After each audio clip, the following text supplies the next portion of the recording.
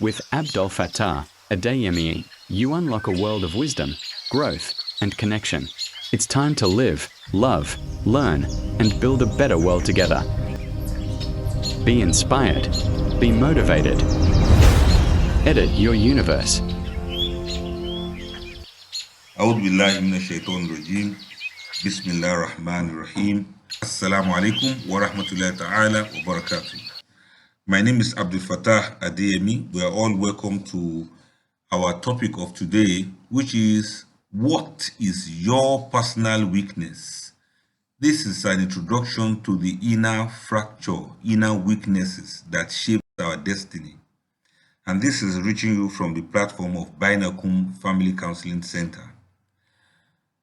When we talk about your personal weakness, and there's a reason why we are asking this question, there is a personal question that follows every human being, whether probed in solitude or drowned in noise where people are making noise. The question that you know is personally yours is, what is it that can easily shatter me as a person? Or what is my personal weakness as a person? The same way you ask concerning other aspects of human weakness, limitations. What are my limitations? What is it that I wanted to do, but some things are limiting me? What is the limitation? Is it external or it is within me? What are my vulnerabilities? What is my fragility? What are my shortcomings? They are very honest questions that people don't ask themselves. What are my flaws? Some people know their flaws, but they are looking for somebody else to come and tell them so that they turn into a quarrel. What are my deficiencies? How honest can I be to admit that this is my deficiency? What are the things, what are the characters that I don't have enough of and I need to do a lot more so that it's going to cover up my inadequacy? Then what are my frailties? What is my fault? Like someone say, what is my fault in this matter? Sometimes people will not tell you your fault. You have to figure it out by yourself. What are my imperfections and what are my weaknesses? This question is not asked in the places that we proudly display to the world. It's not asked in the open. It's not asked in the crowd. But it is asked in the hidden corridors of yourself, of your soul. When you sit down with yourself and you are asking yourself these questions, and you ask in a place within yourself where excuses are, Allahu Akbar, where you know that you don't have to give yourself an excuse. That's what I'm trying to say. Where desires negotiate with conscience, where fear learns to speak in the voice of reason. You ask yourself these questions in a place where you have to be brutally honest with yourself. What is my personal weakness? Every human life carries a private breakage. We have our own private weakness. There are some things that is only pressure that can show who we truly are. It often comes in form of the trembling hand that we hide, or the indecisive voice that we choke on, and the doubt that eats at the edges of our confidence. This crack that all of us carry is what we call personal weakness. And as for weakness, weakness is intense. It is a wound that we carry. It's a shadow that we all run away from, that we don't want to admit, we don't want to confront. And paradoxically, it's a truth that we must confront if we are ever to rise above it. However, you see, weakness is not merely a moral failure.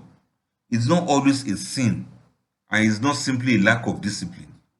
Weakness is older than our mistakes. It is an integral part of being human. And to be human is to be incomplete, to be vulnerable to hunger, to have fear, to have desire, to have forgetfulness, to have pride, sometimes to have attachment, and sometimes to just lose hope, to have despair. The tragedy is not that we are weak, you understand? It's not a bad thing for us to be weak.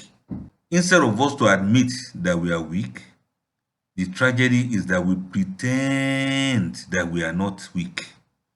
We pretend a lot. That is where the problem lies. We live in an age that's intoxicated with the performance of your strength. We live in an age where confidence is curated, where success is edited, where pain is hidden behind productivity. You are going through things, then you still carry a face as if everything is well. We are taught to brand ourselves as unbreakable, as strong, as if fragility were a defect in our personal marketing. As if you show people that you are fragile, nobody will buy your product. That's how we behave. Allah Akbar. Everybody is just going around with packaging yourself as if you are up for sale. But the soul, your mind, yourself, you know what the profile does not reveal. And you know what is concealed behind your status.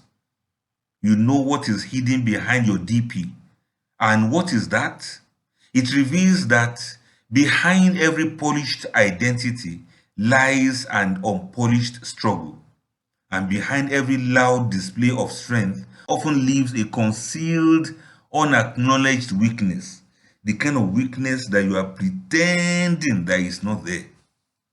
And philosophically, weakness is the place where illusion ends. It's the edge of the self where control thins out and reality begins to press back. It's the point at which the ego is forced to admit that, after all, I'm not sovereign over myself.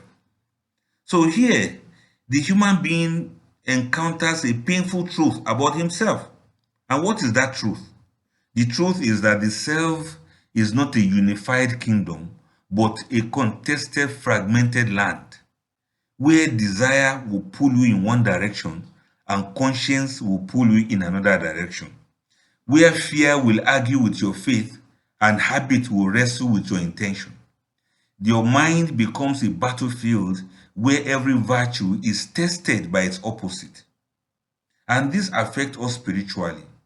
Weakness is not merely tolerated spiritually, it is meaningful. And that's one point we need to understand. The Quran frames human fragility not as a shameful accident, but as an existential condition. For example, Allah subhanahu wa ta'ala says, Inna li insana khuliqa halu'a. Indeed, mankind was created to become anxious all the time.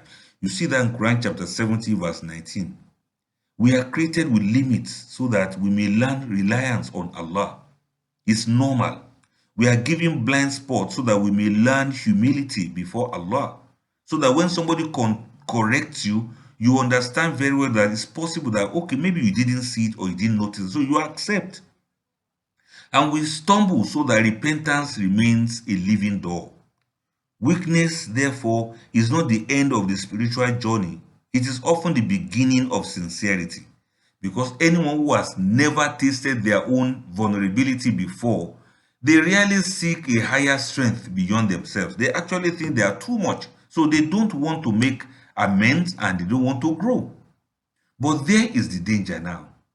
What is it that is dangerous?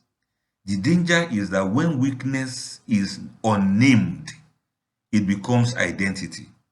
When you don't name your weakness, when you don't identify your weakness, it becomes your identity. What is not confronted begins to rule, and what is not disciplined learns to dictate the terms. Many people you see now, they do not lose their way because they are evil. They do not lose their marriages because they are bad. They lose their way because they never made peace with the truth of their own weakness. They confuse acceptance of weakness with surrender to weakness. They are not the same, actually. To accept your weakness doesn't mean that you have given up on yourself. And so these people, they call patterns, they call it personality. They rename their habits and call it destiny. They accept repeated failure as, okay, that's just how I am. And so they accept. The thing is, to say that you accept might be better for you, but it doesn't mean that you have surrendered. But you have to be careful not to rename your habits as destiny, because in doing so, weakness moves from being a teacher to being a tyrant. So the philosophy of weakness is that it is not a celebration of feebleness or dimness or brokenness or inadequacy. It's a call to honest self-knowledge, self-assessment. It's a call to name the soft underbelly of your soul. It's a call to locate the precise point where you collapse under pressure. So if somebody should ask you now, how do you answer? Or maybe let's say you ask yourself, where do I fail most predictably? As in, definitely I must fail if I do this thing. If you are not able to name it and identify it, you are not going to grow in life. Then you ask yourself, what temptation actually knows my name? That the temptation knows me very well, that I'm a regular customer. Then which emotion disarms my principles? What are the kind of feelings I have that when these feelings come, I don't recognize my own principles anymore. I just fall for it flat on my face. And what patterns have outlived my promises? What are the kind of things that I do that even when I promise I will not do it, I will still do it because of my weakness? And knowing this and asking this question is not self-hatred, it is self-clarity. And self-clarity is the first mercy Allah grants to anyone He wishes to heal, because only what is seen can be disciplined, only what is named can be tamed, and only what is admitted can be converted. In this our lecture today, we are not hunting flaws to shame ourselves. We are not calling out your weaknesses so that you start feeling bad for yourself. We are mapping our weak points so that we may build wisely around them. Just as a wise architect studies the weakest points of a structure before reinforcing it, the wise person studies the weak points of their soul, not to feel hopeless about them, but to design a life that does not collapse at predictable pressure points. So the question is not, do you have weaknesses? The real question is, do your weaknesses know you are watching them now?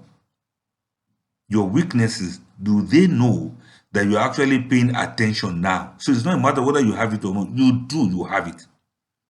So you need to sit with yourself and ask yourself, if you are brutally honest with yourself today, what weakness will you finally stop defending?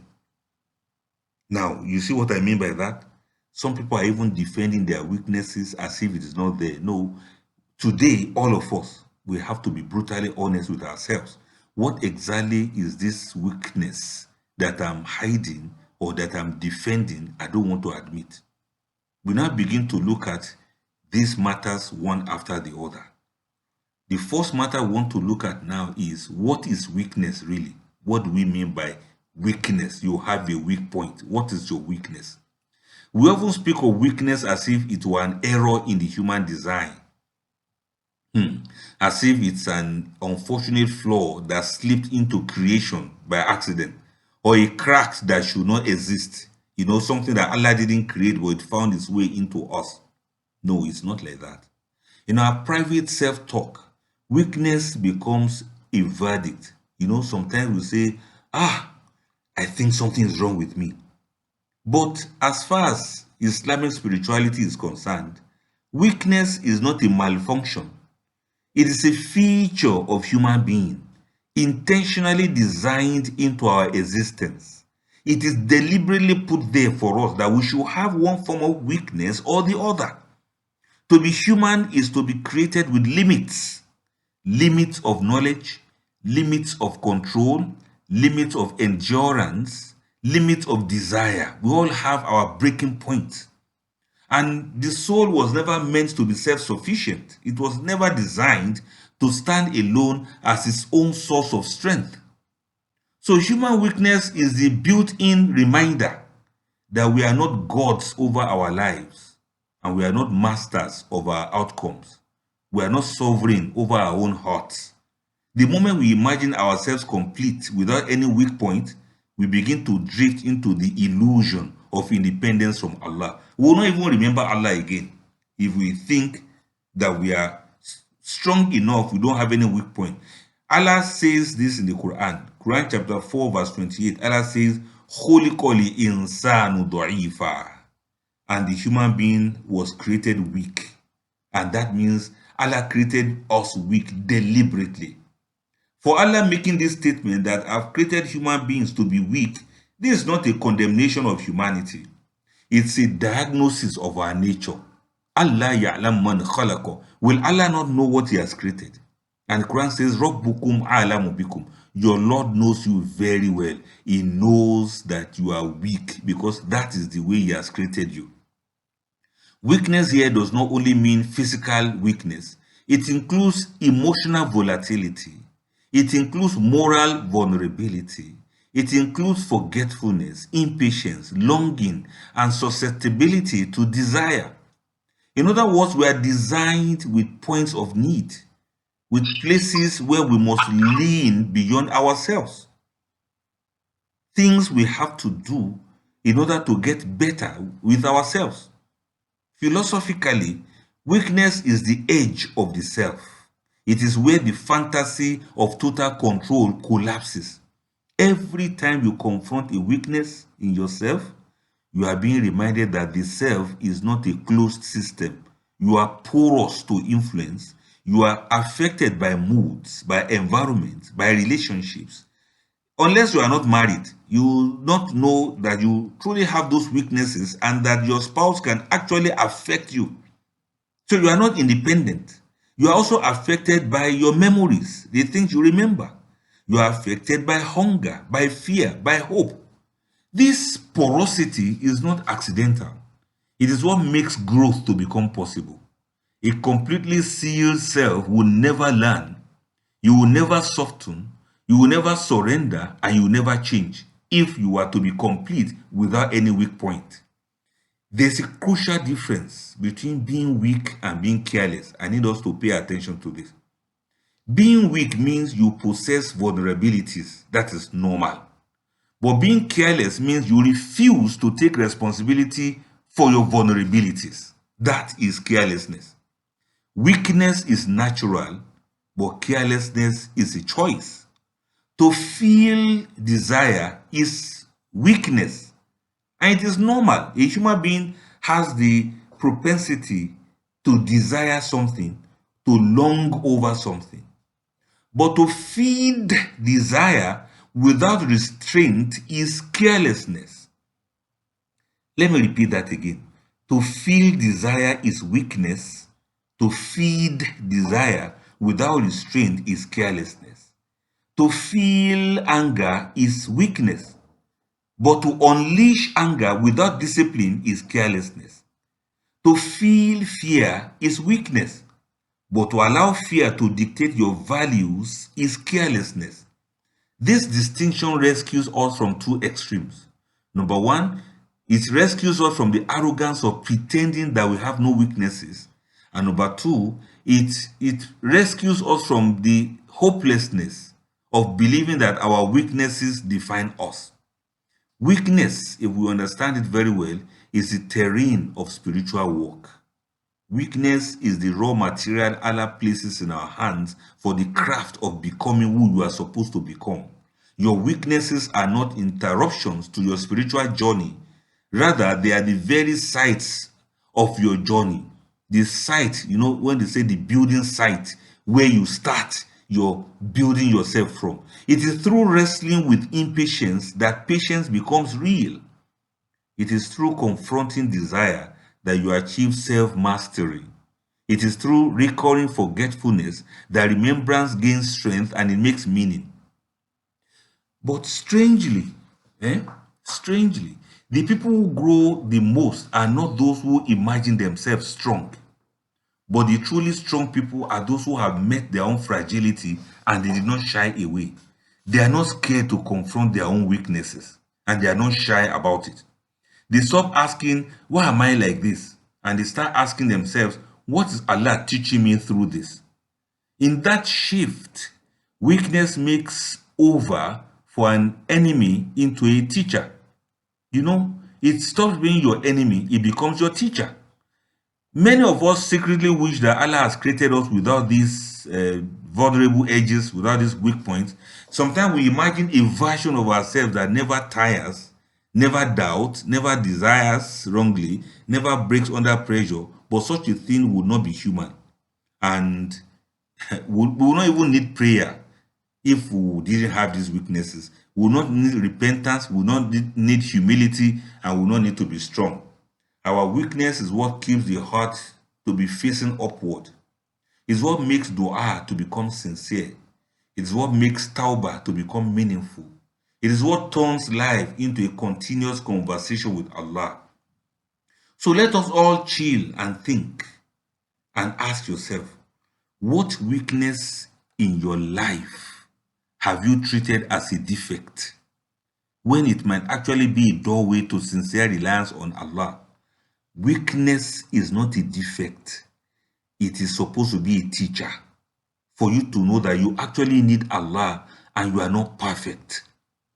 And perhaps the most unsettling question of all is when you ask yourself this question. Listen to this now. If Allah removed your weaknesses today, will you still remember Allah tomorrow? Or let's say, if you don't have any problem anymore, will you still remember to pray to Allah? I doubt it. I doubt it. So let us move on now to the false impression that we have about strength. You know, I said we used to pretend a lot, all of us. We pretend a lot.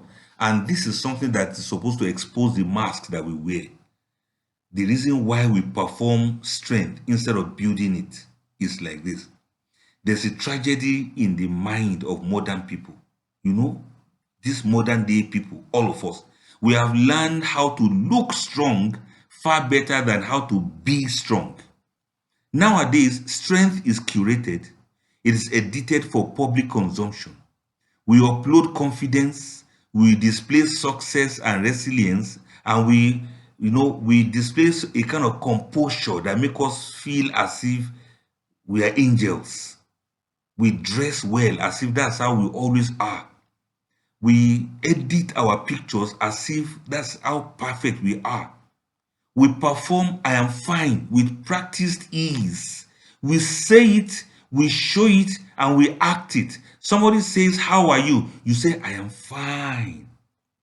And sometimes you don't even say it with your mouth, it's with your appearance that everybody should see that you are fine. You show it to people and you even act it as if you are actually fine. But beneath the performance often lives an unattended breakability. We have unhealed trauma that we are carrying around.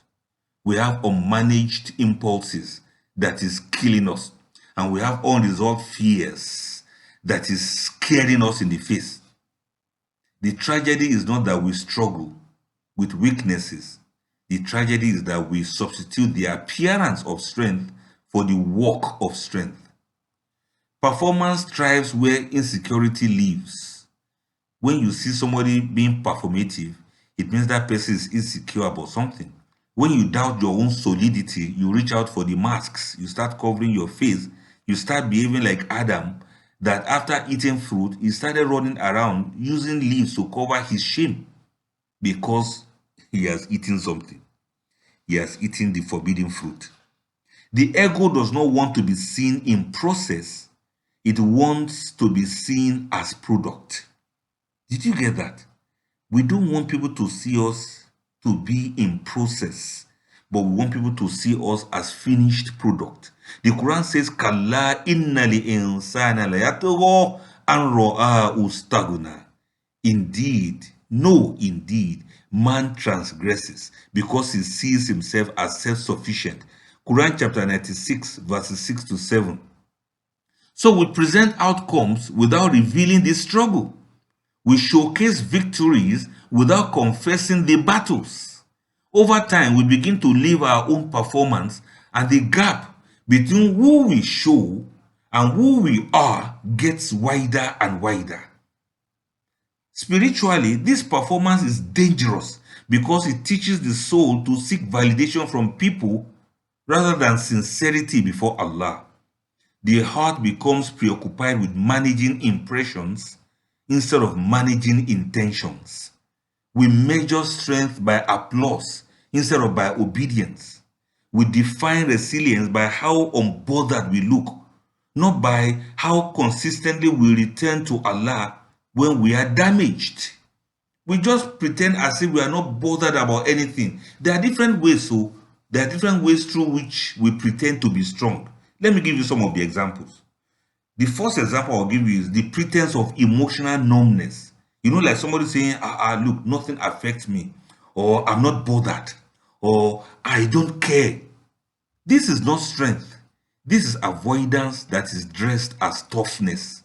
You don't want to face your vulnerability. So you say you are not bothered. You are bothered, but you are pretending. And sometimes we wear the mask of hyper productivity. And you see, I'm always very busy. I'm a busy person. I'm not available. They don't see me anytime. I'm always grinding. I'm always hustling. I'm a busy man. People used to say that. Unfortunately, this is hiding a fear of stillness, because being still forces the soul to confront what busyness distracts from. When you see workaholics, they are just trying to mask something, or they are trying to prove something, or they are trying to sell a fake package of themselves. So people pretend to be productive and to be busy, whereas they are trying to hide a kind of weakness that they have. Then we also have the dress of spiritual confidence. You know, when we quote wisdom while we privately neglect discipline. We speak about tawakkul while we secretly live in anxiety. We teach patience while being impatient with those that are closest to us. You will think some people are strong in Iman. Just let them be alone where no one is watching. Then the other side of their weakness that you can't ever imagine will begin to surface. Then we have the performance of masculinity and femininity. Men are taught that vulnerability weakens authority. Women are taught that emotional composure proves worth. Both men and women will end up performing strength rather than cultivating inner stability. What is wrong? If a man agrees and accepts that he is weak in some ways, and a woman agrees that she's weak in some ways, why pretending? Why will a woman be pretending to be a man? Pretending that, look, I am weak, I'm a woman, I'm a weak vessel. I also need to be cared for. I need to be taken care of. I need to be, those kind of things. Rather than for a woman to show her vulnerability, she starts claiming independence. Well, I'm independent. I take care of myself. I have my own house. I have my own job. I have my own life. I have my own blah, blah, blah, blah, blah. She's pretending. Everybody is weak in some ways. And stop masking this. You know what the prophet said? The prophet has already seen that we are pretending. The prophet said, Inna Allah la yanzuru ila suwarikum wala ila ajisadikum walakin yanzuru ila qulubikum wa a'malikum. The prophet said, don't bring that one. Don't pretend. You can pretend to human beings. You can't pretend to Allah, because indeed Allah does not look at your bodies or your appearances, but He looks at your heart and your deeds. So don't go pretending to Allah also. You can do that to human beings, but you can't pretend to Allah that you are strong when you are not. Let me tell you what real strength is like. Real strength is not flamboyant. Real strength is slow. It is repetitive. It is not glamorous. What does real strength really look like? It looks like returning to discipline when motivation disappears. It looks like choosing restraint when no one is watching. That is real strength. Real strength looks like building habits that protect you from your own worst impulses. That is the strength. Real strength looks like naming your weakness without turning it into a public performance or a private excuse. The impression of strength thrives on immediacy. It wants quick proof. It wants instant confidence, instant healing, instant control, the way you have instant coffee. No, that is not real strength. That is not real strength. That's just impression. Now let us chill and think about this. The question you ask yourself is, what strength are you performing but that you have not yet cultivated? You are just acting it. You are not real about it. Then another question is, if your private habits were revealed now, would they support or contradict the strength that you project to the world? True strength is not the absence of weakness. True strength is the presence of discipline about it. So take note of that. Let us stop pretending that we are strong. Real strength is when you accept that you have weak points, that you are weak, and you are going to work on it. Let me tell you one place where this really comes from. This weak point, the biggest place where you are going to face this weak point, is the inner battlefield that we have to fight. Let us admit it, we all have our war within ourselves. The war with the nafs, the war with fear, the war that we fight every day with our desire. This is where you find the biggest weak point that we have. And I want everybody to be sincere about it. Every human being carries a battlefield inside the chest. Not a metaphorical decoration, but a lived reality. The self, your soul, is not a peaceful territory by default. It is contested ground. Every time there is war that you have to fight with your nafs. You remember what the Prophet called jihadun nafs?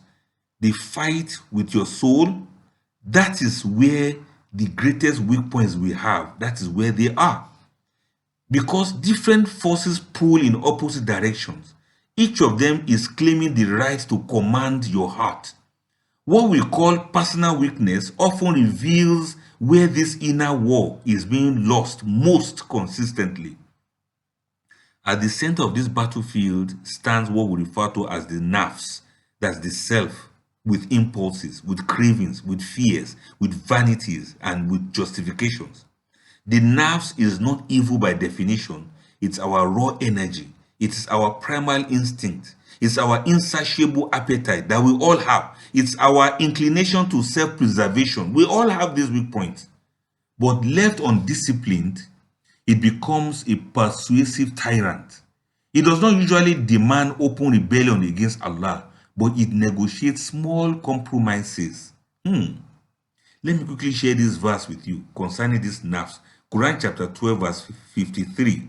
The Quran says, Inna nafsa la ammaratun bisu illa ma rahima rabbi.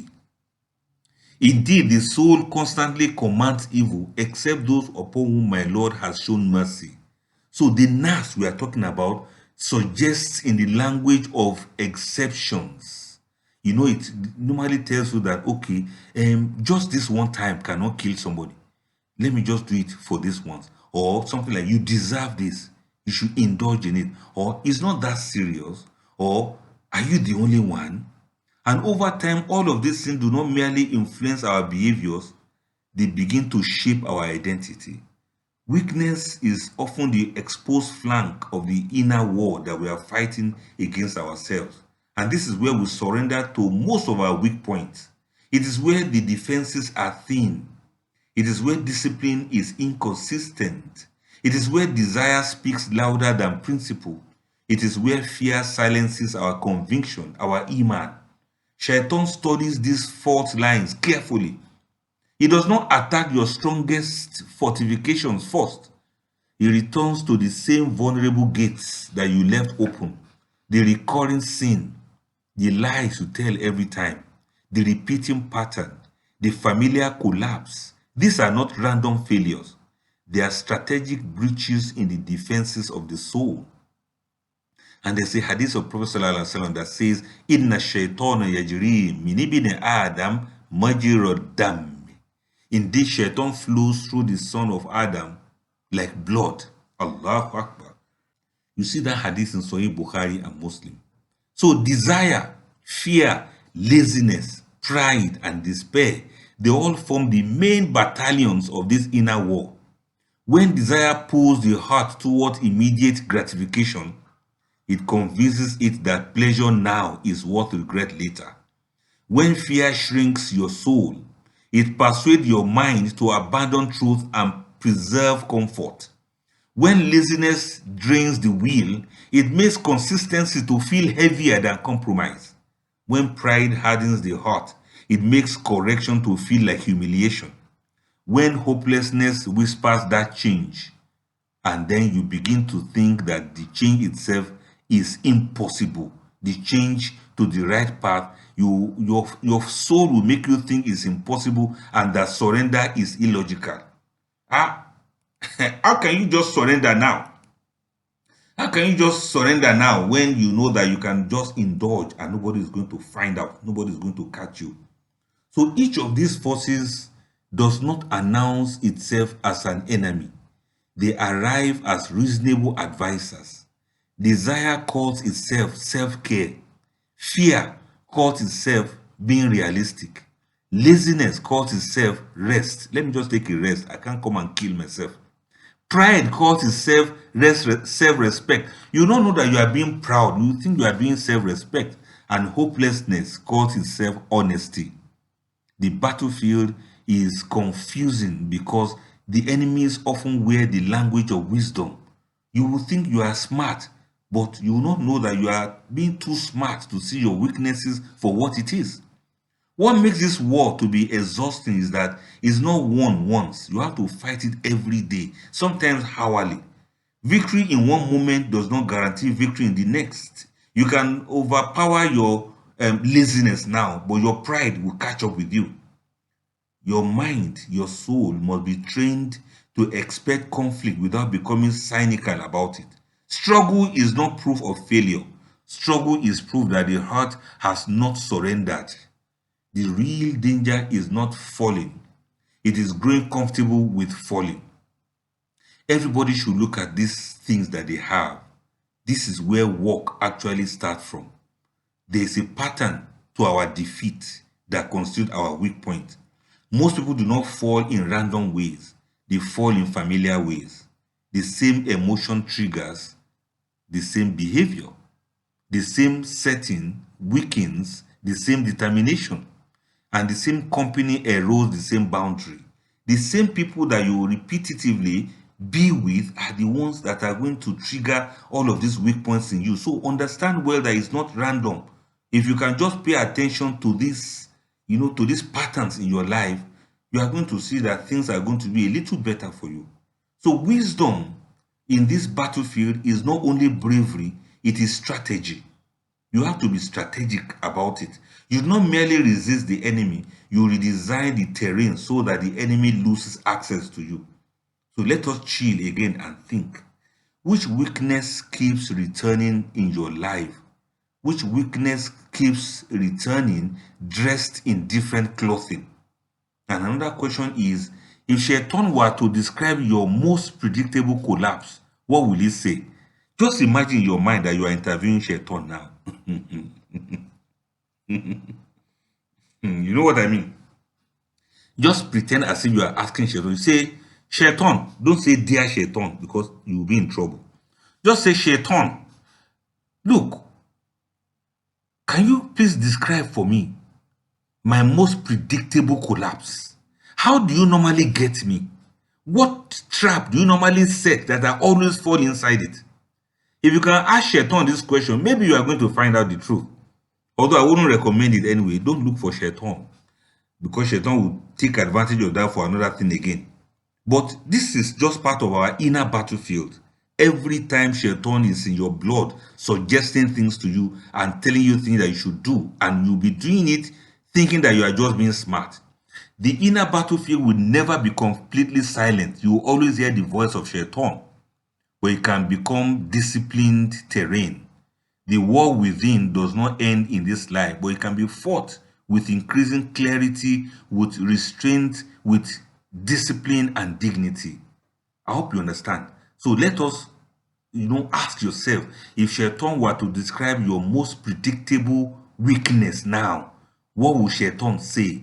And that is one thing I need you to take note of and pay attention to. Now, let's give language to the struggle, because what we cannot name, we cannot train. Let us look at some types of personal weaknesses so that you can put a name on them, you identify them, and then you know what to do about them. Are you ready? All right, let's go there now.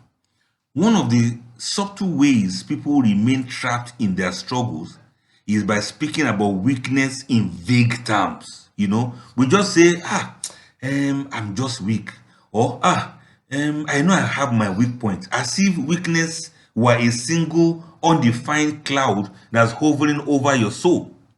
However, vagueness protects the ego, but precision disciplines it. What we should remember is that not all weaknesses are the same, and not all of them require the same kind of remedy. You understand?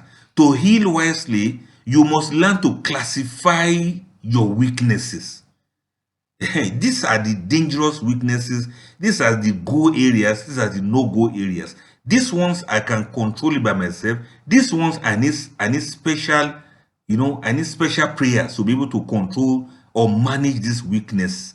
This particular weakness, I can manage it, but I need ABCD to be able to manage it effectively. You have to recognize your struggles. You have to identify your weaknesses. It is not vague. You have to name it if you want to shame it. Naming a weakness is an act of power on its own. It takes the struggle out of the shadows and places it into the light of consciousness. The soul begins to move from being reactive to being intentional. When you can say this is a moral weakness or this is an emotional vulnerability, you stop fighting blindly. You begin to fight strategically. You know precisely what your problems are, and you know precisely what your weaknesses are. Let's now look at the classification of weaknesses. Perhaps you can identify your own from the list. And let me tell you in advance, no matter how much you try, at least one of these will affect you. Number one, moral weaknesses. And this is when desire overrides your principle. These are the weaknesses most people immediately think of. The pull of temptation, the collapse of restraint, the moments where conscience is overruled by your craving and your desires. A key point in moral weakness is that of desire. This one about moral weakness. Desire is number one of it all. Unchecked desires, like a wildfire, it consumes indiscriminately. It blinds us to reason. It lures us into excess, and it leaves us craving what can never truly be satisfied and what can never truly satisfy us. The weakness of desire is the birthplace of envy that corrodes contentment. Is the birthplace of greed that gather and clutter and clutter and gather. Is the birthplace of lust that bypasses our values. Is the birthplace of the kind of anger that spills into harm. You harm yourself, you harm others. Is this your weak point? Is this your weak point? You can't hold the fire. Whenever something of anger comes, you flip off handle and you start misbehaving. Check it very well. It is possible that this is part of your weak point, your desire and your anger. It could be that dishonesty is your weak point, the kind of dishonesty that protects your ego. Are you being self-righteous? Are you just deceiving yourself? Could that be your weak point? Compromise could be your weak point. Compromise with what you know that is wrong. And this is when knowledge bends a knee before passion. Desire warps relationships. It reduces the sanctified into the transactional, and it turns the pursuit of fulfillment into an endless cycle of grasping and loss. Moral weakness is not simply about knowledge. You know what I mean? Because many people fall into what they already know is harmful. People know. The issue here is not ignorance, it's the willpower under pressure. The heart agrees with what is right, but the body moves towards what is easy. The work here is not merely learning more rules. It is building internal resistance through discipline, through boundaries, and through remembrance of Allah. So I want you to chill and think. Which value do you believe in sincerely, yet betray most often in practice? You believe in patience, but anger, being your weak point, is killing you.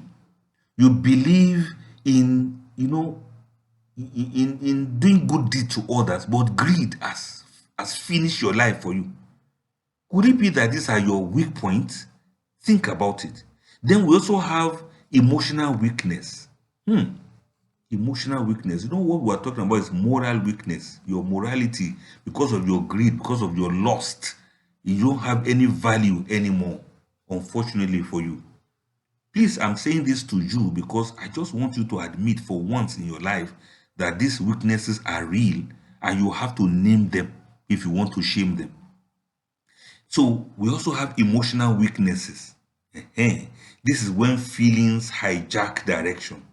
These weaknesses do not always look sinful on the surface, but they quietly shape choices, they shape our relationships, they determine the people we relate with, and they also determine our self-worth.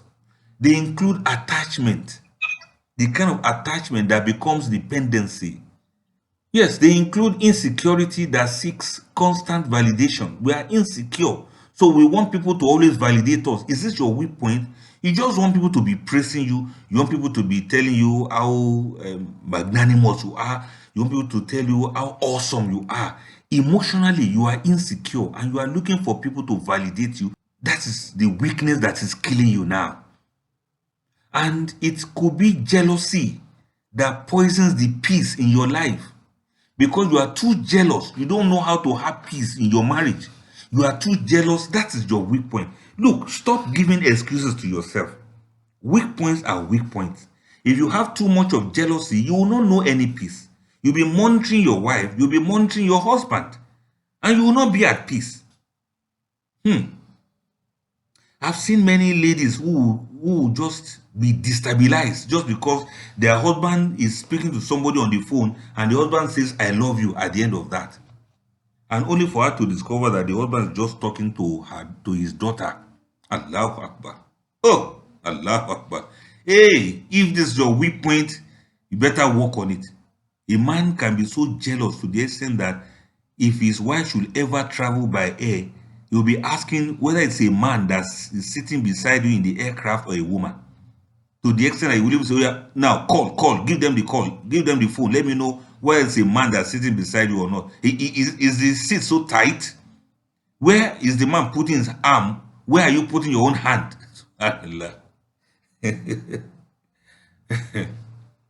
You know, the funniest part of this is that it's not funny at all, because that's the weak point that some people have. The kind of jealousy that destroy your peace of mind, or the kind of loneliness that settles for the wrong company. Because you don't want to be alone, you are moving around with some sort of people that we don't want to say directly that they are useless, but that's somehow how they are. Because you don't want to be lonely, you keep all sorts of people as your friends, people that people should not be seen in your company. You keep companionship with some people of questionable characters because your weak point is loneliness. You don't want to be lonely. Maybe your weak point is fear of abandonment. And this fear of abandonment is making you to tolerate harm and hurt from people. Fear is perhaps the most insidious of all these weaknesses emotionally, because it panics when courage is needed the most. It persuades us to remain silent when we are supposed to speak. It persuades us to retreat when we should advance. It's the architect of regret. It's the maker of missed opportunities.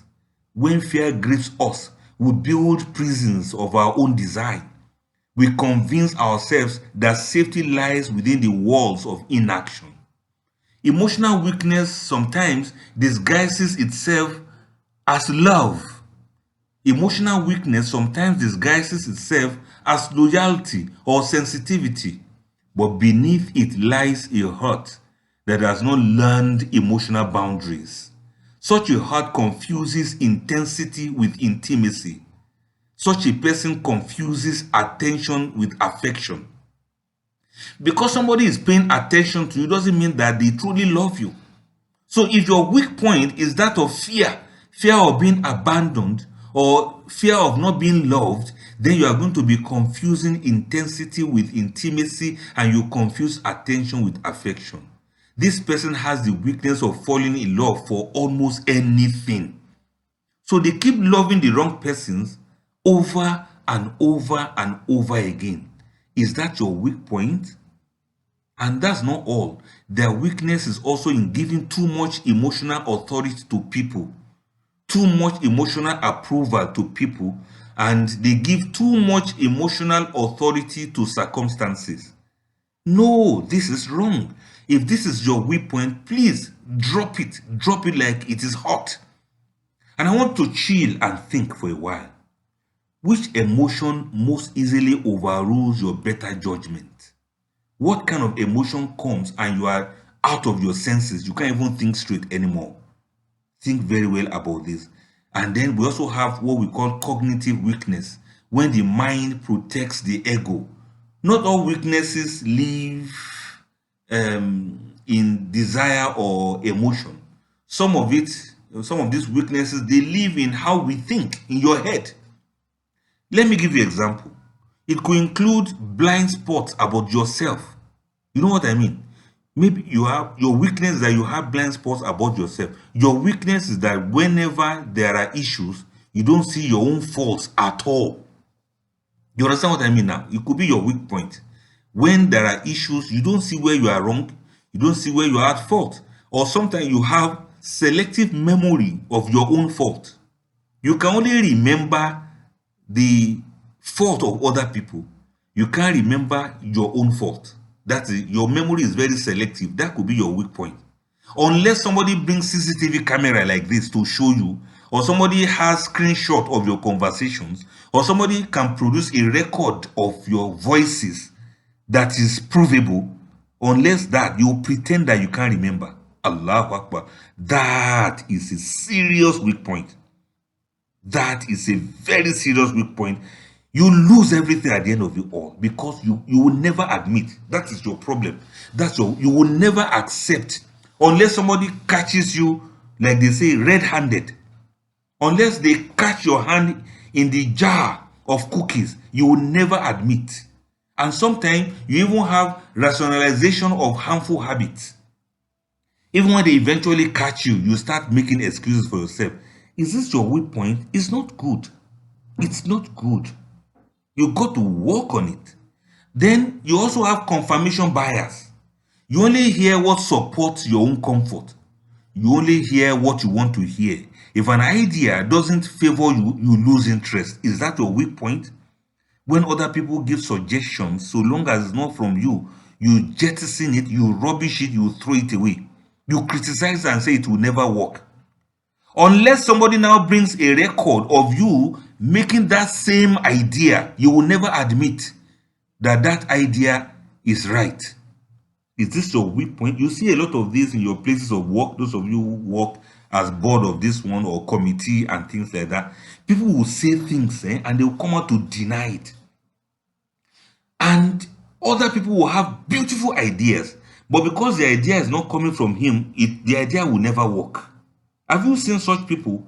You are in a committee and you are bringing good suggestions, and there's this guy or this lady at a corner criticizing every move you make, only to eventually bring the same idea in another word, in another way, and impose the same idea on people that it must work.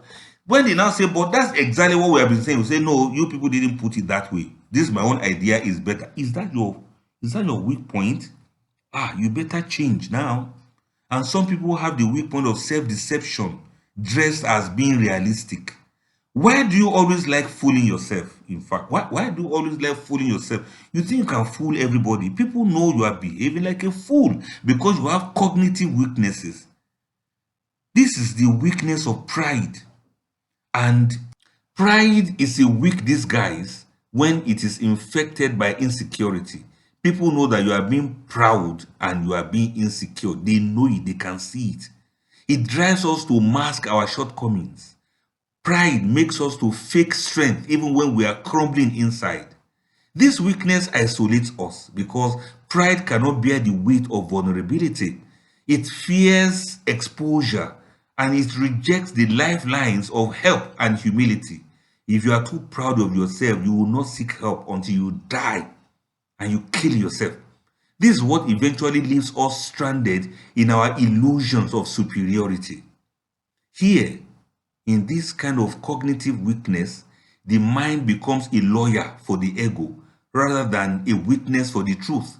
The person does not only struggle to do what is right, but they struggle to see themselves clearly. They are not able to do the right thing, and they are not able to see themselves for what they truly are. They minimize their own faults while magnifying the faults of others. They reframe consistent failure as complexity rather than a pattern in need of discipline. So I want us to chill and think. Which excuse do you repeat so often that it now feels like wisdom? Allahu Akbar. What excuse do you normally give yourself? So much so that it's now looking like wisdom to you. What weak points are you trying to deny? And you are rationalizing it as if it were a nice thing to do. Think about that. If you can answer that question, then you are beginning to deal with your weaknesses. Let me mention another type of weakness that you need to name so that you can shame it out of your life. Spiritual weaknesses. When your heart is now growing heedless. These weaknesses show up in the relationship with Allah subhanahu wa ta'ala. When you start seeing your inconsistency in salat, now you know you have spiritual weakness. When you have delayed repentance, you are trying to justify yourself even before Allah subhanallah. You are justifying yourself, you'll be like, okay, Allah will understand. It's just this one time. Or I'm not always like this. Or this was just a mistake. Or well, Allah already knows that I didn't mean it. Or Allah is merciful now. Allah will understand. You are beginning to have spiritual weakness. When you have dryness in dua, your prayers don't even make it doesn't make any sense anymore. You are making dua, and the dua itself, even you too, if somebody is praying towards you like that, you will not accept that prayer. You have dryness. Your dua is dry. It is not deep, it's not spiritual, it's not heartfelt. It's just on your tongue. That means you are beginning to have spiritual weakness. Call it what it is so that you can work on it. Then you have this forgetfulness of the hereafter. You are just doing things and going about life as if you are going to live forever. That means you have spiritual weakness. Or you are practicing rituals without presence. Your mind is not in your salat anymore. Or more, you have spiritual weakness. And spiritual weakness is rarely sudden. It is usually gradual. It's a gradual erosion of our iman. Your mind grows distracted. The rituals become rushed. And remembrance of Allah becomes mechanical. Nothing dramatic breaks, but something very important, something very, very important begin to thin out in your spiritual life. And over time, your soul begins to rely more on its own cleverness than on divine guidance. The danger here is not a dramatic sin. It is slow heedlessness. And let me ask you this. Which act of worship has become routine rather than renewal for you? Think about it. And we also have another kind of weakness that you need to name so that you can shame it. Relational weakness. When we fail each other repeatedly. And these weaknesses shape how we love, how we lead, and how we live with others. Avoidance of difficult conversations is one of your relational weaknesses. That is the kind of weakness that comes in the way you relate with others. When you see that you are beginning to avoid to discuss difficult conversations or to bring up difficult conversations with your spouse, making yourself a pushover or making yourself a doormat, not being able to say no. If this is your weak point, then it is a serious matter. Do you know that no is a complete sentence? And your weakness is that you can't say no. You don't want to offend anybody. You don't want somebody to criticize you. You don't want somebody to think, oh, you are not there for me when I needed you more. And you are not able to say no. And then you keep suffering. That means you have relational weakness.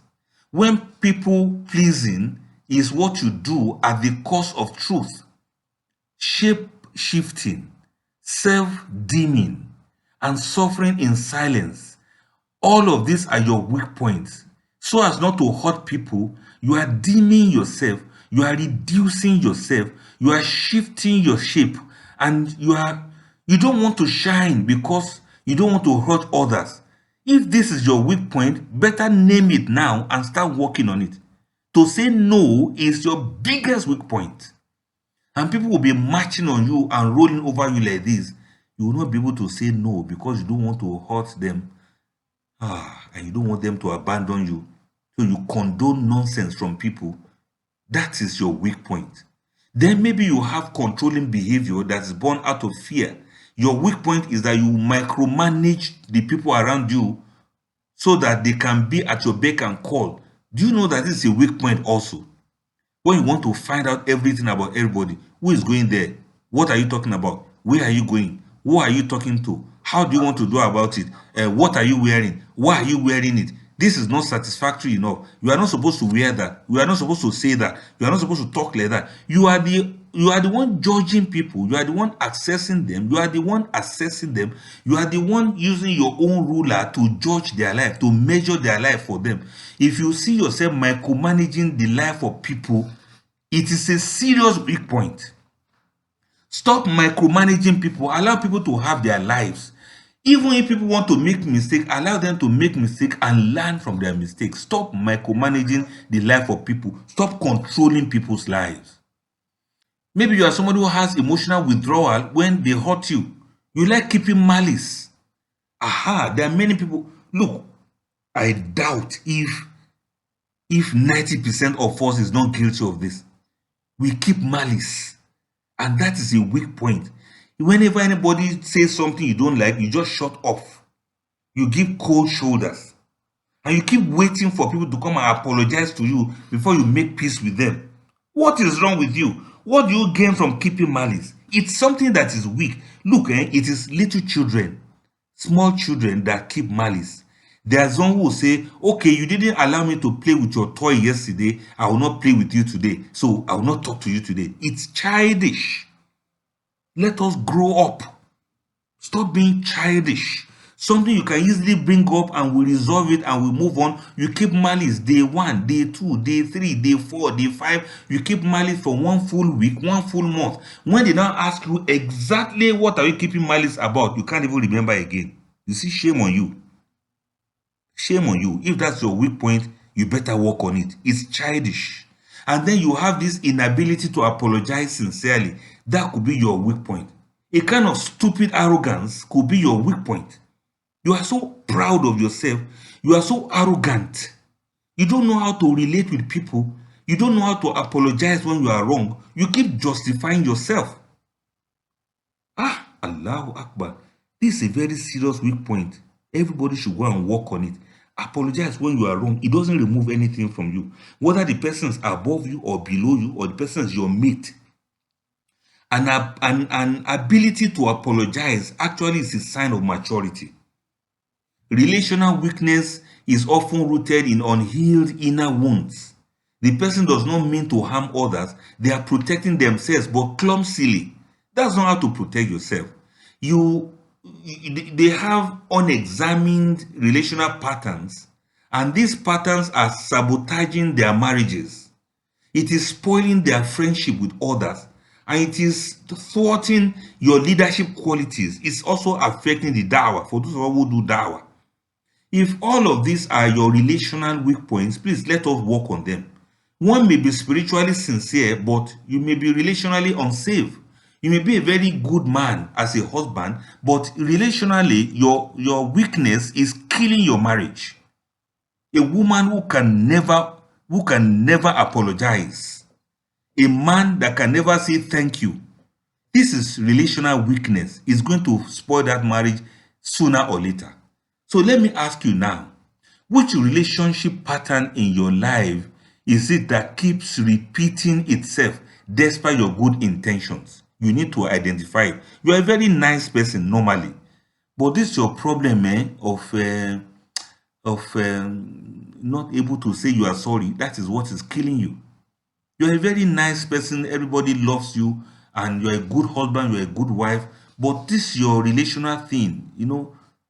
People pleasing at the cost of the truth. At the end of it all, the same people you are trying to please, they will now turn the blame on you, and you start feeling bad about yourself. What is the one weakness that is sabotaging your quest for a happy married life? Be honest with yourself. Be honest. What is this weakness that is sabotaging your quest for a happy married life? You want to be happy, but this one single weakness or this group of weaknesses are the ones that are killing you. Look, the danger is not having weaknesses in multiple categories. It can be more than one. But the danger is pretending that all weaknesses are the same and therefore applying the wrong remedy to them. So another question I want to ask you is, which category of weakness do you avoid naming in yourself? Because you don't want anybody to say this is who you are. You don't want to admit it, and you are trying to avoid a lot of things in your life. What are you avoiding? What are you trying to, what are you trying to hide? Name it. And talking about avoidance, let me mention something to you about avoidance. Why we run from our weak point, why we avoid our weak points. There are reasons why we don't want to talk about them, we don't want to admit. Possibly because we don't want to change. It is really ignorance that keeps some people trapped in their weaknesses. Most of us, we already know, at least vaguely, we already know that we are weak. In fact, the deeper problem we have is avoidance. We don't want to talk about these weaknesses and we don't want to admit them. In fact, worse still, we don't want people to tell us about our weaknesses. We know, but we look away. We sense the weakness, but we build habits to keep from touching it. Our minds, in our souls, we have developed sophisticated ways of circling around the pain without ever entering it. We circle around our weaknesses, we don't want to enter it. Avoidance is a psychological shield. It protects the ego from shame. It protects the heart from grief and protects the identity from disruption. And one of the strongest enemies of avoidance is shame. Maybe you are just ashamed of yourself. Shame does not say you did something wrong. Shame says something is wrong with you. So when weakness is fused with identity, you believe that this is who you are. Your soul begins to panic at the thought of honest self-examination. To admit a weakness feels like confessing your worthlessness. You understand what I mean? So the person chooses distance from the truth rather than discomfort with themselves. They would rather preserve a fragile self-image than confront a reality that will heal them. Another engine is unresolved pain. The reason why we avoid talking about it is because of some pains that we have. You understand what I mean? Many weaknesses are not born from rebellion, but from so many pains we have had in the past. For example, the heart that learned love through inconsistency may cling desperately to attention. Maybe it's because people have jilted you before, people have disappointed you before, people have, shamed you before, people have let you down before. So you now begin to cling desperately to some attention, cling desperately to some people that are hurting and harming you because you don't want them to let go of you. You don't want it to happen again, so that people will not say, is it only you? Yesterday somebody did this to you, today they are doing the same thing. Because of that pain that you had, maybe that is why you are refusing to accept that you are actually having the weak point of loving wrong people. Then there's also that of distraction, the most socially acceptable form of avoidance. We drown discomfort in noise. We try to distract ourselves. And maybe that is one of the reasons why, or that's one of the ways through which we try to avoid our weakness. We drown ourselves in endless work, endless scrolling through the social media, endless conversation, endless gisting, endless chatting, endless projects. Busyness becomes a refuge from self-confrontation. Stillness becomes frightening because it removes the anesthetic. In silence, the weakness speaks. In stillness, the patterns surface. So we stay moving, not because we are purposeful in what we are doing, but because we are avoiding the mirror. We are avoiding facing our weaknesses. So we pretend as if we are busy with work. We pretend as if we are busy on the social media. You don't want to confront your weak point, that you are actually lazy. You know what I'm trying to say? You don't want to face the weak point that you are not focused in life. You don't want to confront yourself that that your weak point is distraction. So you pretend as if you are busy. You don't want to be still. You don't want to stay on a spot. You don't want to be quiet. You don't want silence, so that your real problem will not surface again. You are trying to drown your problem in endless scrolling and looking at skits. You'll be laughing. You'll be smiling. You'll be reading jokes. You'll be watching funny movies. You'll be watching funny skits, funny content on the social media. Whereas you are trying to avoid confronting your weaknesses in life. This distraction is not going to get you anywhere. You better drop the phone and begin to be real with yourself. There's another type of avoidance we have when we don't want to face our weaknesses. We call it moral outsourcing. We turn our weaknesses into theoretical discussions. We speak about self-control in general terms while refusing to examine our own specific lack of it. We quote wisdom while bypassing the weakness itself. We analyze society's problems while ignoring our own patterns. We talk about bad people elsewhere. We don't look at ourselves as the bad ones. We comment on the social media postings about some people, whereas we are worse than the people we are commenting about. Knowledge becomes a way of hiding from practical application. Then the ego feels righteous while the habit remains untouched. You think you are the better one. Look, some people even protect their weaknesses. Can you imagine that? Some people protect their weaknesses. They build narratives around their weaknesses that justify them. You know, they feel like, well, this is just how I am. This person is protecting, facing the fact that, look, you are not okay. You are not nice. You are not right. You are not good. You are not okay. But they are protecting their weaknesses, and they just say, well, this is how I am. This is how Allah created me. And some people say, you don't know what I've been through. If you know what I've been through, you know that I'm supposed to be the way I am. You know, that kind of a thing. Some people will even protect their weaknesses by saying, well, everybody has their flaws and nobody is perfect, you know. Nobody's perfect. Now, some people will say, I'm just protecting my mental health. That's why I'm behaving like this. Can you imagine this kind of thing?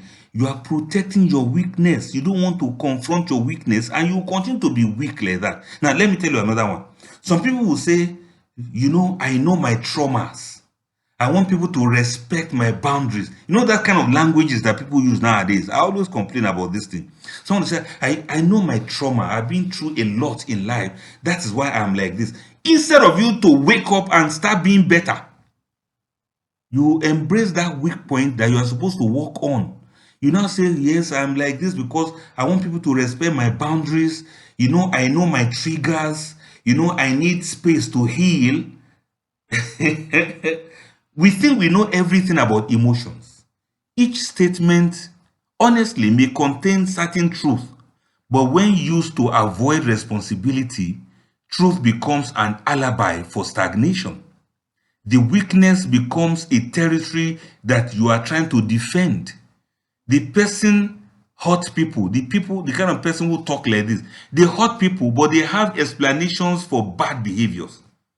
You know, it's like somebody saying, you know, instead of the person to admit that what they are doing is wrong, they'll say, you know, I told you I'm emotionally unavailable for now. You know, I'm very busy with a lot of things. That's why I don't have time to reply to the text and things like that. You don't know that your weak point is that you snub others and you don't want to accept. You now give yourself the permission to remain on a spot without working on yourself. Then someone else is going to pay the price for that. That is not fair. That's a weakness and you must work on it. The person even begins to feel strangely loyal to their own brokenness, as if healing would erase their story or betray their past. So they try to justify themselves by using some of these modern day emotional languages that people use: trauma, boundary, trigger, space to heal, mental health, and so on and so forth. You are just deceiving yourself. You are not ready to work on yourself. Spiritually, avoidance is even more costly. Your heart cannot be purified if it refuses inspection. The Quranic path of tazkiyah to nafs is not about cosmetic righteousness. It's about courageous self-exposure before Allah. What we hide from ourselves, we also hide from repentance. And what we do not bring into dua will remain outside the reach of the healing of Allah. Not because Allah cannot heal us, but because the heart has not opened that door for Allah to actually heal us. I have a question for you. What weakness do you defend instead of discipline? And another question I have for you is, which pain are you loyal to? Even though it no longer protects you, even though it no longer serves your purpose, which pain are you being loyal to? What weakness are you being loyal to? And you are defending that weakness instead of disciplining yourself to rise above it. Avoidance feels merciful in the moment, but it is cruel over time. Your soul grows around its unexamined wounds the way a tree grows around buried stones, twisted, constrained, shaped by what it never faced. You can only heal when you begin, to look directly at what you have been avoiding. And you are able to say without any theatrics, without self-hate, that this is where my work is and I've got to work on myself. And working on yourself, that is where you transform your weakness into a workshop. Weakness becomes destructive when it is only endured. It becomes transformative when it is worked on. Allah wants us to work on our weaknesses. That is, you convert your weakness into something with which you start to work on yourself. And number one is the craft of precision. Stop being vague about your weakness. If it is impatience with delay that's your weakness, name it. If it is anger when you are disrespected, name it. And this anger, you are not able to control yourself when you are angry. You say all sorts of things to people when you are angry, name it. Be precise about it. If it is craving validation when people don't see you or they don't thank you, you start getting annoyed, take note of it. If it is avoidance when you are confronted, you don't like people to confront you with the truth about yourself. In other words, you don't do well with criticism, name it and be precise about it. Precision turns the enemy from a shadow into a shape. What has a shape can be trained against. The second way you work on yourself is self-auditing. You ask yourself, when do I fall? With whom do I fall? After which emotions do I normally fall? And how exactly do I fall? The Quran calls this muhasaba. That is, you take account of yourself. And this is not about moral paranoia. It's about learning the personal rhythms of vulnerability. You cannot protect yourself from yourself if you refuse to study yourself. The third way you can turn your weaknesses into a workshop is when you design a resistance. You understand what I mean? Look, it's not just all of a sudden you are going to fight your weakness. You are supposed to use something about system. It is not all about motivation, because motivation is unstable, but systems are merciful. The wise person designs small obstacles between desire and action. That is, between yourself and your weakness. Design some obstacles that will at least prevent you from going into these weaknesses. If distraction is your weakness, you should create spaces without noise for yourself, where you can sit by yourself without your phone. In fact, start doing phone fasting. If you see that distraction is your weakness, once you start scrolling, you don't know when to stop. If that is your problem, please keep your phone to one side and go for phone fasting gradually. First fast for 5 minutes, then fast for 10 minutes, then fast for 30 minutes, and let there be 1 full hour when you will not touch your phone at all. Gradually, you begin to know what your temptations are, and you design a resistance for that temptation or for that distraction if that's your weak point.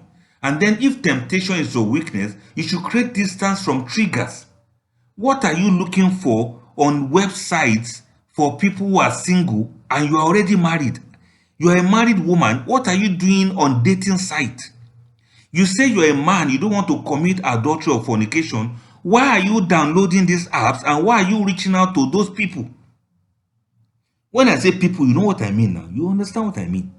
So if temptation is your weakness, please create that distance. Delete all of those useless apps. I'm helping you to call it useless so that you know that it is truly useless. And if anger is your weakness, why don't you design pauses before response? Find way of keeping quiet before you respond. Don't talk immediately. Don't prove that you are too smart. And stop being angry because you are not able to respond at that point in time. Stop blaming yourself. It's shaitan that makes you feel bad. And you start regretting. I should have responded like this. I should have said so and so. No. If you really want to avoid these weaknesses and you want to work on them, you should learn to pause. This is not a weakness. It's a strategy. You understand? It's a strategy. You are just saying to yourself that left alone with my impulse, I will lose. So I will redesign my environment. I will create an environment for myself that will not trigger these weaknesses again. Another way you can do this is habit over heroics. You should develop habits. You cannot fight all of these weaknesses all at once. A daily moment of resistance outweighs a yearly moment of regret.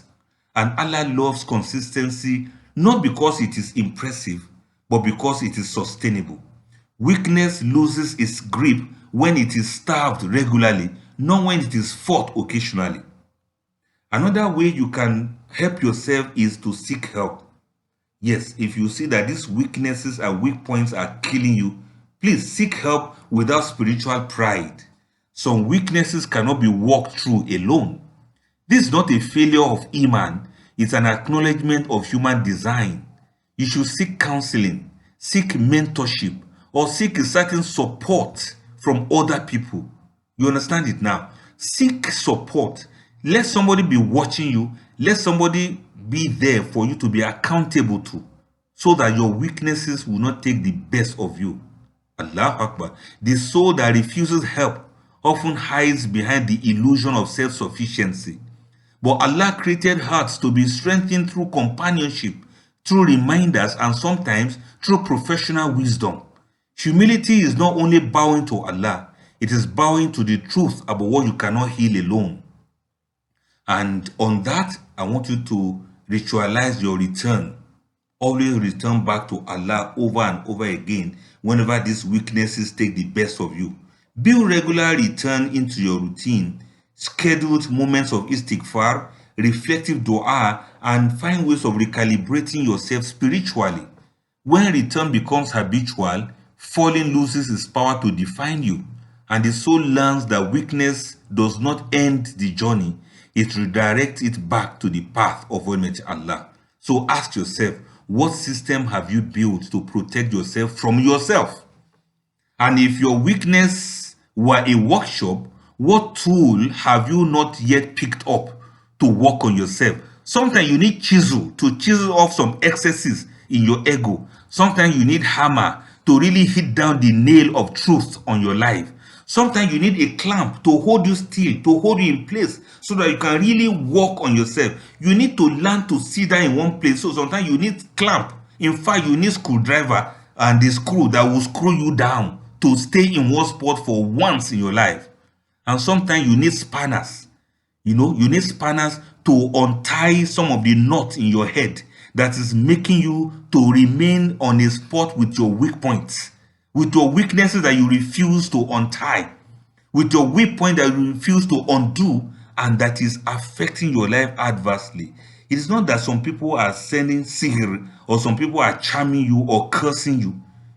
It's because you are not working on your weak points. Everybody has weak points. The only difference between you and other people is that everybody is working on their own and you have refused to work on yours. And finally, brothers and sisters, fellow brothers and sisters in weaknesses, let us learn to move from private struggle to public character. And let us know how to walk in these inner ways that shape our outer destiny. Let me unpack it for you. I want to zoom in now. You see, every public life is the reflection of a private life that you have. You know what I mean? What the world eventually sees is only the visible surface of an invisible discipline or an invisible neglect. Character is not formed on stages. It's not formed in titles about what people call you, doctor, professor, Mrs., or what have you. It's not formed in moments of applause when people are clapping for you for having done one thing or the other. Character is shaped in the unseen negotiations between impulse and restraint, between comfort and conscience, between fear and faith. Your destiny is not built in public victories. It is constructed in private struggles. You see those weak points that you have. It is when you work on them in private that you actually excel in public. There's a moral law that governs our lives.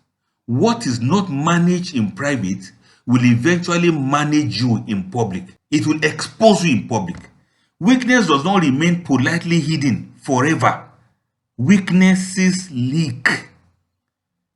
Weakness that we are trying to hide, it will seep into our decisions one day. It will show its ugly head in our relationships one day. It will also reflect in our leadership one day. And unfortunately, it will continue to repeat itself even in our legacy after we die. The anger you excuse at home will reshape how you lead others in public. The anger that you refuse to deal with as your weak point with your family, it will show itself, it will expose you as an executive of a company one day. The dishonesty that you tolerate in small matters, the compromises that your integrity will eventually bring out one day, it will be so shocking to you that your dishonesty will always come out and you are going to lose your integrity in larger things. The emotional avoidance that you practice in private, it will become relational distance when you get to public. You that always keep malice with your spouse, you will do the same thing in public and it will turn against you. It will expose you. Over time, the private habit becomes the public trait. There's a proverb they used to say in Yoruba language that says it is the practice they have in the home that they exhibit when they get to public. And this is why many people don't collapse during hard times, in hardship, but they fall in success. When they are struggling to become somebody, many people will not see them collapse. But when they become successful eventually, they fall even before they reach anywhere. Do you know why? Because there are some weaknesses that they have been hiding in private at the time they were still struggling. But these weaknesses will not continue to hide themselves. When they become successful eventually, when everybody is now supposed to be respecting them, they will fall. They will disgrace themselves. Pressure does not create weakness. It reveals it. Authority magnifies character. Let me zoom into this for you to see. I normally give these examples when I discuss matters of spirituality with people. You see, there's something called albarka. Albarka means success in everything that you do. There are two things that will destroy albarka no matter how great it is. Number one, bad character. And number two, lack of pleasure of Allah. Many people are going to destroy the blessings Allah has given to them because they lack the character. The kind of character that is already destroyed with bad weaknesses that they didn't work on. Allahu Akbar Kabira. The bad weaknesses, the weak points that they didn't correct inwardly, in the hidden, it will expose them in the public. Astaghfirullah.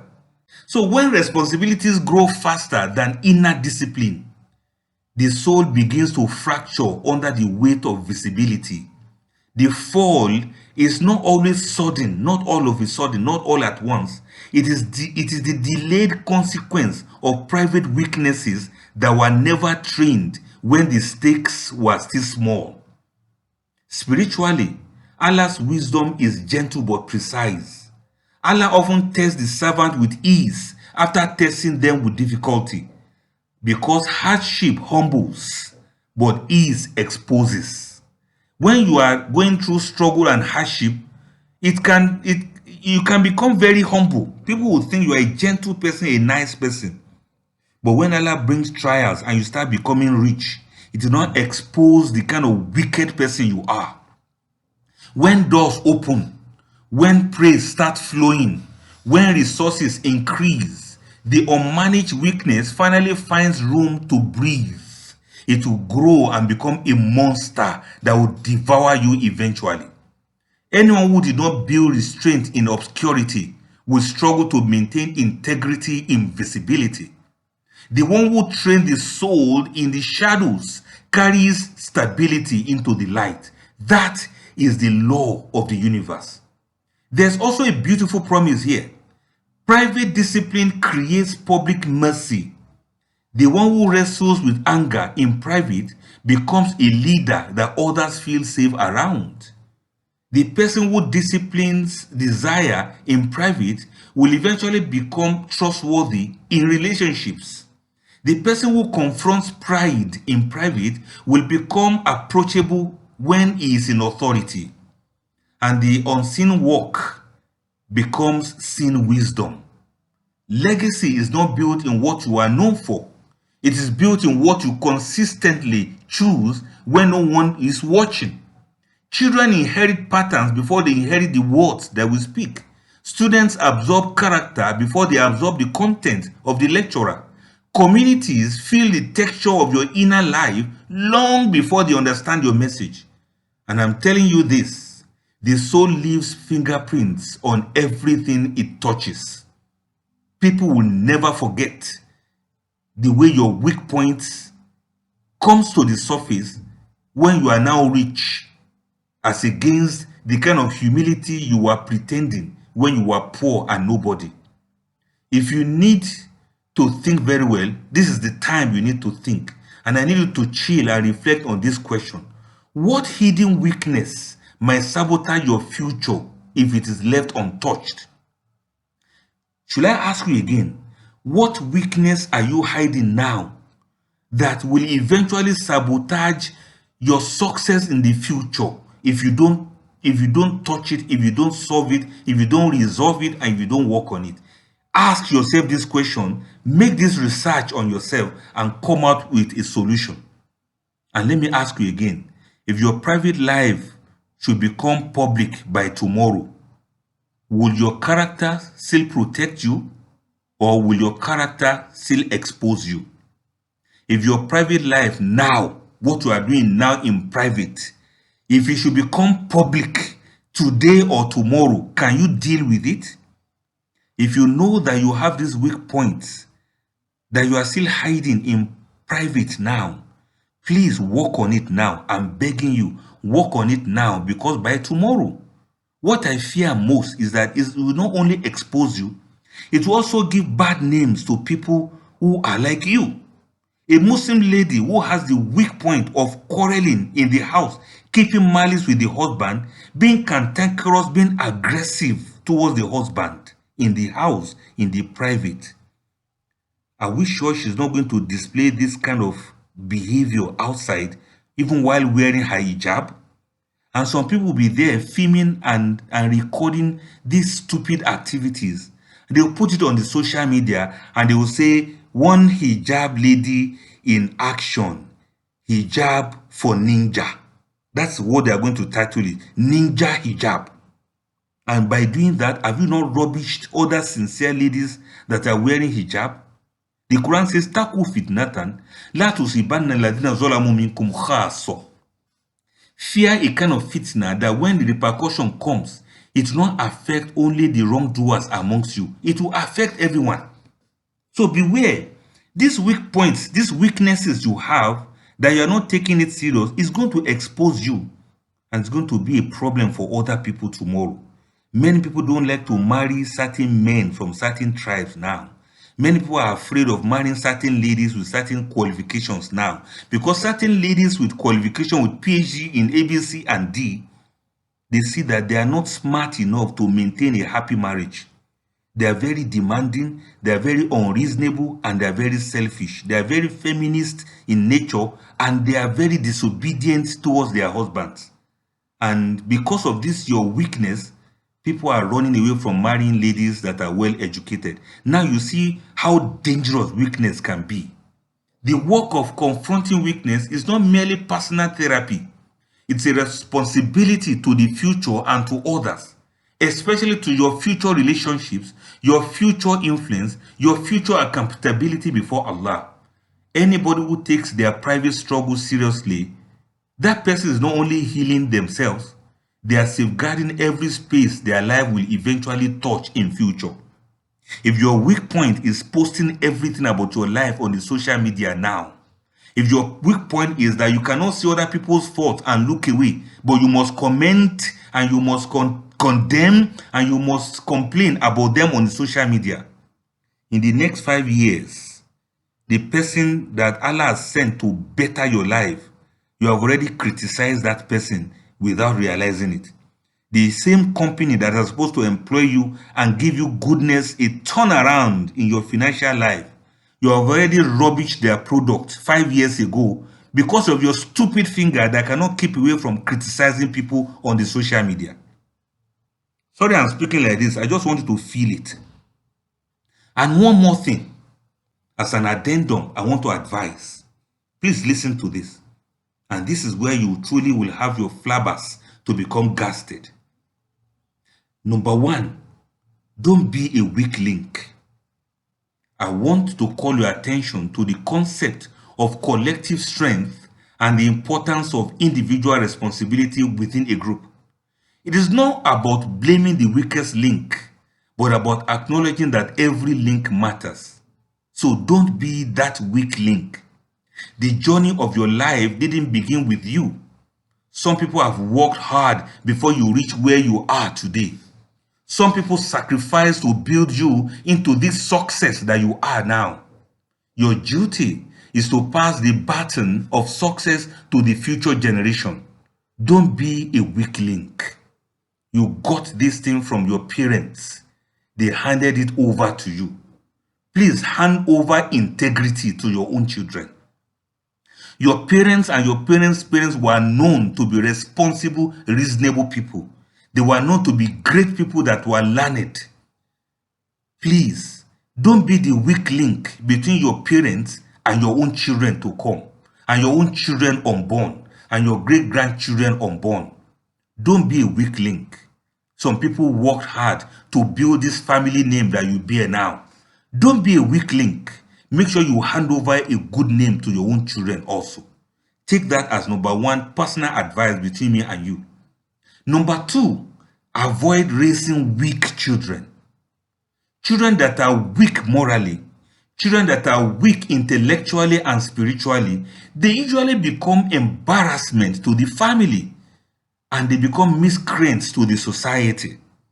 They would demolish overnight what took generations to build.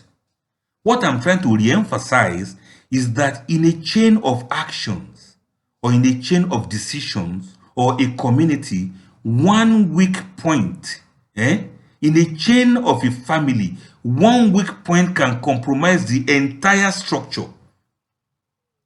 Are you raising children that can fit anywhere and hold the structure, or you are raising children that won't find a place in life because they are weak links? Stop raising weak children. Your children are not like just any other children. You got to take it serious that you should not raise weaklings for this generation. Don't raise weaklings for this ummah. Don't raise weaklings for humanity. Raise children that can rise up to their responsibilities. Children that are strong morally and emotionally. Children that are strong mentally and intellectually. Allahu Akbar. Children that are al-Qawiyul Amin, the way Anabi Musa was described by those ladies. When they said to their father, they said, "Oh, our father, istajir'u inna khayra man istajarta al-Qawiyul Amin." Hire this man, give him the job, because the best person you can hire for this kind of job is a strong man. Al-Qawiyyu, strong by all means. Al-Amin, strong and also trustworthy. Please don't raise children that are opposite of this for this ummah. Stop raising children that are weak in all ways, in all aspects. Number 3 advice I have for you, between you and I, is that you should avoid weak people that won't change. Now, what I just said now may seem a bit harsh, but in the context of this lecture, it might mean that surrounding yourself with influences that uplifts and strengthen you is better than surrounding yourself with people that will drain your energy. It's about being mindful of the company you keep and the impact that your company has on your personal growth. Brothers and sisters, businesses fail when you harbor weak people in your company. Corporations will collapse when you employ weak people to work with you. Relationships fail when you marry a weak spouse. They will frustrate life out of you and sabotage all your efforts in living a happy married life. Keep away from relationships with weak spouses. Friendships fail when there's a weak one in the pack. If you have a group, avoid a weak member or remove them, because secrets are revealed by these weak links and plans are compromised when you have a member whose weak point is talking too much. You understand what I'm saying? Engaging with people who challenge you can foster growth, but it's also important to recognize when a relationship is consistently toxic or draining. In other words, avoid weak people. Also know that humans tend to mirror the emotions and behaviors of those around them. Surrounding yourself with weak companions can have a negative impact on your mindset and your actions. You resemble those you assemble. You resemble those you assemble. Avoid the companionship of weak people that eventually you are going to be resembling them without you realizing it. Allahu Akbar. To conclude now, so that I can allow you to have your lives back, let us develop the courage to meet ourselves. And for you, I want you to develop the courage to meet yourself and confront your weaknesses. We began with a question that does not flatter your ego when we say, what is your personal weakness? We are not talking about the weakness that you can joke about. We are not talking about the weakness that you display safely as if all is well. We are talking about those kind of weaknesses that shape your choices when you are tired, unguarded, or unseen. When you are not paying attention, the kind of weaknesses that will ruin you without you knowing it. To walk this path is not to become harsh with yourself. It is to become honest enough to improve your life. The goal was never to produce flawless people, but to awake our hearts. Hearts that notice when they drift, return when they fall, and hearts that design their lives with mercy and discipline combined. Remember that you are not your weakness, but you are responsible for what you do with it. Weakness, when ignored, becomes destiny. Weakness, when confronted, becomes training. And weakness, when surrendered to Allah, becomes a doorway to strength that you did not know you could carry. It gives you this kind of strength that you did not know you had. So you do not live here with a general intention to be better. I want you to leave this lecture today with one named weakness and one small discipline and one sincere return to Allah. The journey of mastery is not dramatic, it's not performative. It is faithful, it is honest, it is repeated, and Allah loves what is repeated with sincerity. Work on your weakness. And let me pray for you. Allahumma ya alim. Oh Allah, you will know our hidden weaknesses better than we know our own hearts. We come to you with the honesty of those who are tired of pretending to be whole. we confess our weakness not to despair, but to open the door of your strength. O Allah, show us our weaknesses without humiliating us, and give us the courage to face them without running away. Do not let our flaws become our identity, and do not let our sins become our destiny. O Allah, train our hearts to pause when desire rushes. Train our hearts to soften when anger rises. And train our hearts to return when we fall, and to remember you when we forget ourselves because of our weaknesses. O Allah, replace our excuses with effort. Substitute our despair with hope. Swap our avoidance with honesty, and change our weakness with discipline. O Allah, make our private struggles a source of our public character, and protect us from being exposed by what we refuse to correct. Beautify our inner lives so that our outer lives may be safe for others. O Allah, accept our imperfect striving, forgive our repeated falling, and grant us the strength to return to you again and again and again, knowing fully well that we are actually weak and we have weak points, until returning becomes the most natural movement of our hearts, until working on ourselves becomes something that we do effortlessly. We know we can never be without any weakness or weak point, but we pray and we call on your power to give us the strength to be able to overcome all these weaknesses when we try to rise up in our lives. ربنا لا تزغ قلوبنا بعد إذ هديتنا وهب لنا من لدنك رحمة إنك أنت الوهاب. O Allah, do not let our hearts deviate after you have guided us aright to do the right thing, and provide for us your mercy that will make us to overcome all of these weaknesses that we have, because you are the one that gave the gifts of strength to the ones that you wish. Amen. My name is Abdul Fattah Adeyemi. I have now identified my personal weakness and I'm working on it. I hope you are working on yours too. Wassalamu alaikum wa rahmatullahi ta'ala wa barakatuh. Welcome to a place where we celebrate your greatness and nurture your path to even greater accomplishments. Acquire Abdul Fattah Adeyemi's soul-lifting handmade masterpieces and experience the divine beauty of Islamic artistry. Join the community. Transform your life. Edit your universe.